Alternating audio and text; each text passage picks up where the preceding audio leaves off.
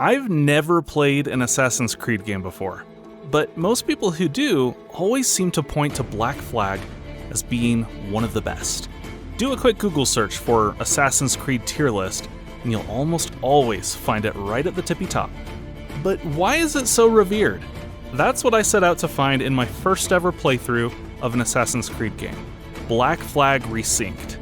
And after about 20 to 30 hours in, I think I finally get why this may just be the best pirate game ever. So, I'm gonna let some gameplay roll here, chat about what I thought about the game, and end with what Resynced does differently compared to the original release. Let's get into it. Despite never playing Assassin's Creed, I kind of feel like I have.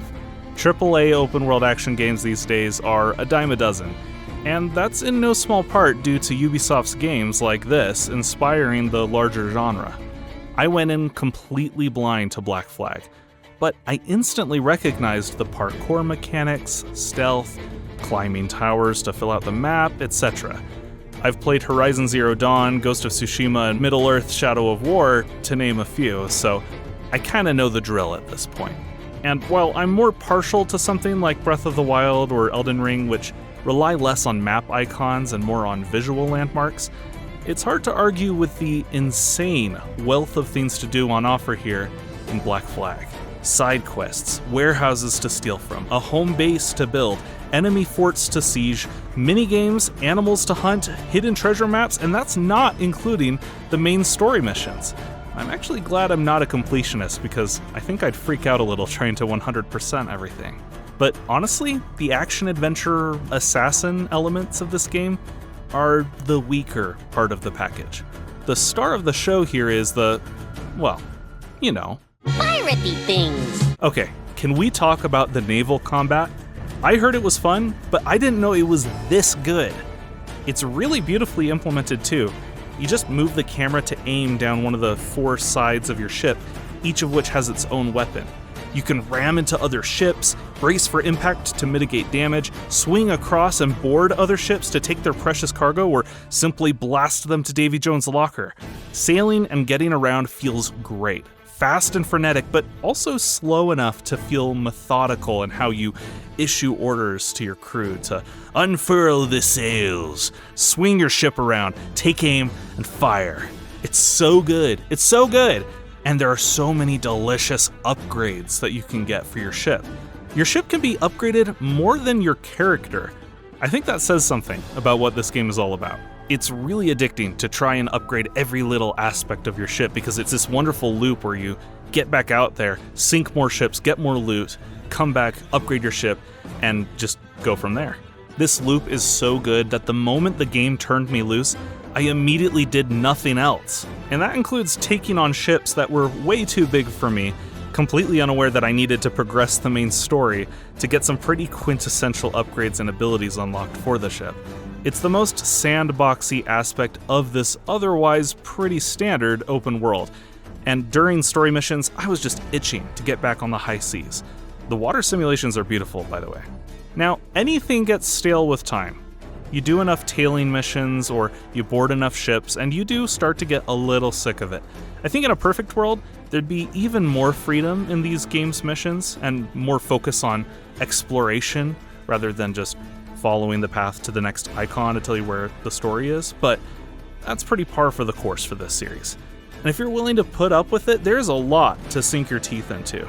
So, needless to say, really enjoying this game as a straight-up pirate simulator. That's kind of how I'm viewing this game, and I don't know if there's other games that really come close to this level of, being on the high seas, taking down other pirates, looting things, stealing things.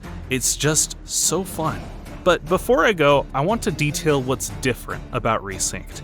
I actually messaged Ubisoft about this, who linked me to some very helpful articles detailing what's different, as I obviously have no idea, having not played the original. So I'm just going to trust that this list is very accurate, and spoiler alert, there is a lot, so strap in. I'll start with the big things and then get into the nitty-gritty. Resynced has 6-ish hours of new missions, including a new endgame chapter and officer side quests. 3 new recruitable officers for your ship, the Jackdaw, each of which provides a unique permanent perk to your ship. All the weapons on the Jackdaw now have a secondary firing mode, basically a new ammo type. Kenway's Fleet, which was a side game that you used a companion app for in the original, is now fully integrated into the game. There's a dynamic morale system for fort assaults, giving you more freedom instead of having to do very specific objectives during a siege. Gameplay-wise, the parkour has been reworked to include a manual jump, which lets you get around easier. You can crouch anywhere. I do this so much in stealth, it feels wild that that was not an option before. Tailing missions are no longer instant fail if you go out of range, which is really nice. And there are no modern-day Animus sections. I actually don't know what that means. I know there's an overarching modern plot in the Assassin's Creed series, but I'm honestly really glad they downplayed it for this release. Just let me live in the Caribbean and focus on Kenway's story. Now, they said the combat has also been completely reworked from the ground up. It's all about breaking enemy defenses to trigger instant kill takedowns. There's a new parry mechanic, which lets you trigger said takedowns, and there are new weapons and sword types. I myself use the pistol sword that lets me fire my gun in combat without losing ammo. Very nice.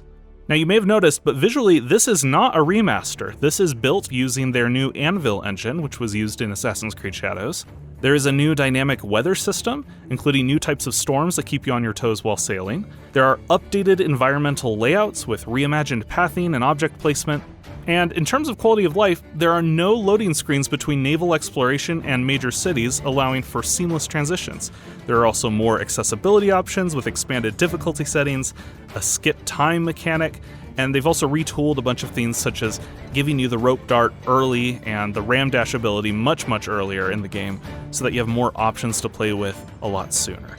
Best of all, there are 10 more sea shanties in addition to the original 35, which you can select from a little playlist as you sail.